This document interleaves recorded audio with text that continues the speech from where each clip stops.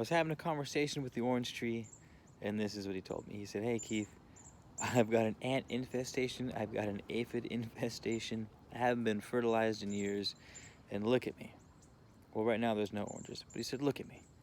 I'm pumping out oranges. Am I not? I'm giving out all the love in life. Are I not?" And I thought, what a great lesson to learn, Mr. Orange Tree. Maybe in fact we don't have to be healed.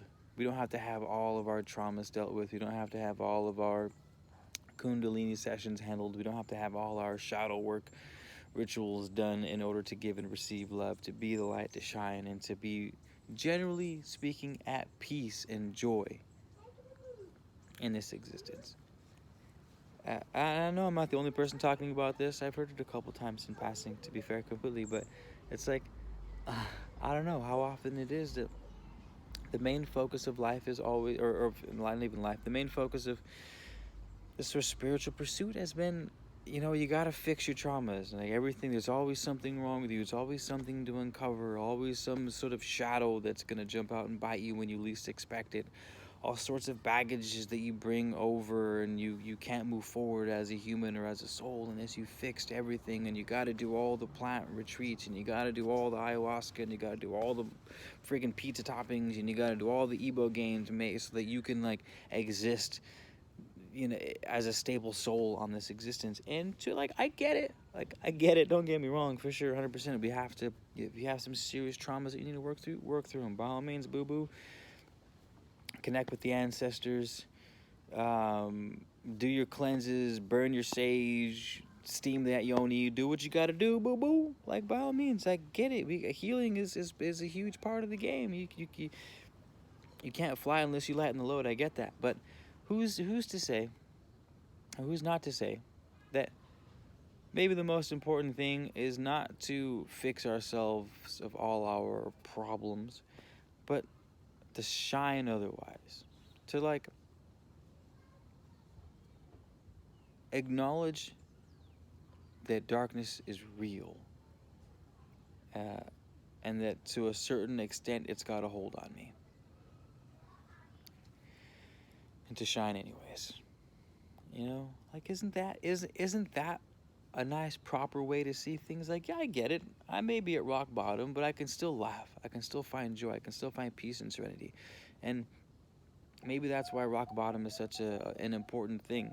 Because when you have hit rock bottom, you're sort of, it's all right, well, there's nowhere else really to go but up. All right, I've lost who I thought I was or who I think I am, and maybe that wasn't the best thing for me anyways. Maybe that wasn't the path I wanted to take anyways. Maybe my darknesses destroyed my life because my life was headed in the wrong direction fast. And with some savviness, with some extreme willpower, and some extreme trust in our intuition, we can sort of gravitate towards the essentials and get rid of the non-essentials. Sometimes it doesn't work. Sometimes you hit the darkness and the rock bottom and you don't recover from it. Shit, welcome to humanity, man. Welcome to welcome. We'll give it another shot next lifetime, and you'll come back for the better. But I don't know. It's just it's confusing, man. It's a little bit sad. It's a little bit frustrating. It's a little bit confusing when not every, but 7, 8 programs that you come across out of 10 are all how to fix yourself in some way, which is to imply that you're not good enough in some way. And in some cases, you're not good enough. I get it. This might be a bit of a crude example, but I'm not good enough to be in the NBA. Plain and simple. If I want to be in the NBA, I gotta practice, I gotta train. Or I'm not good enough to lead a multi-million-dollar company and be the CEO and make sure it prospers. I'm not good enough. Or you know what? I'm not good enough to whatever the example is. But for the most part, it's who fucking cares? I'm good enough to be me.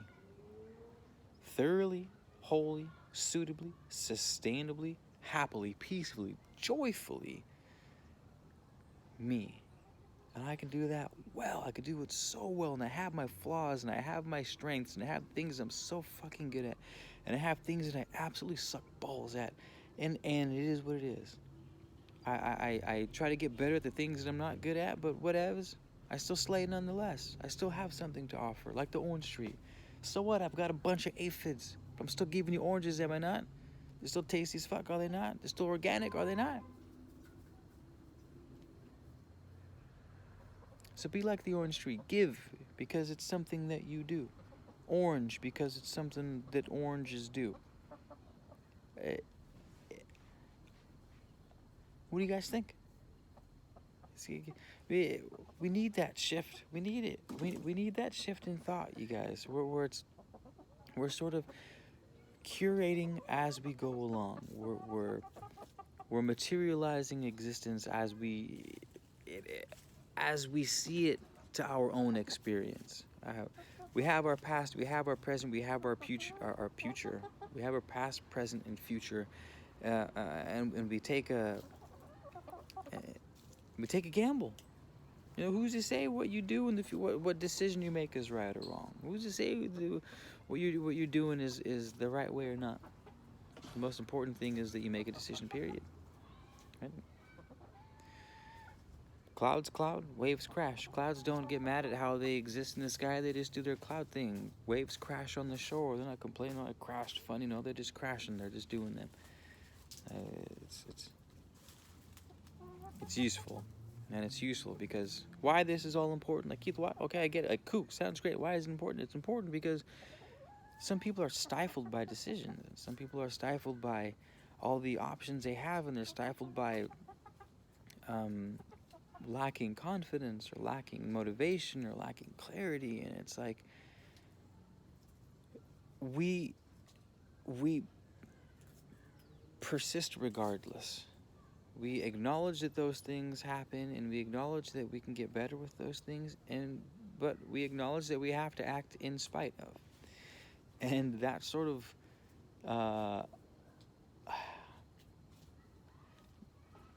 that gives us its own sort of clarity.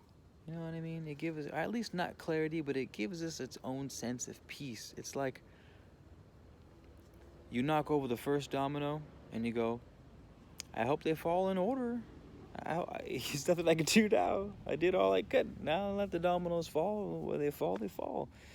And if I gotta rearrange them, whatever, I'll do what I gotta do. And if I don't, sweet, it worked out. You know what I mean? The sense of peace and clarity is what we're looking for despite the darkness of the world.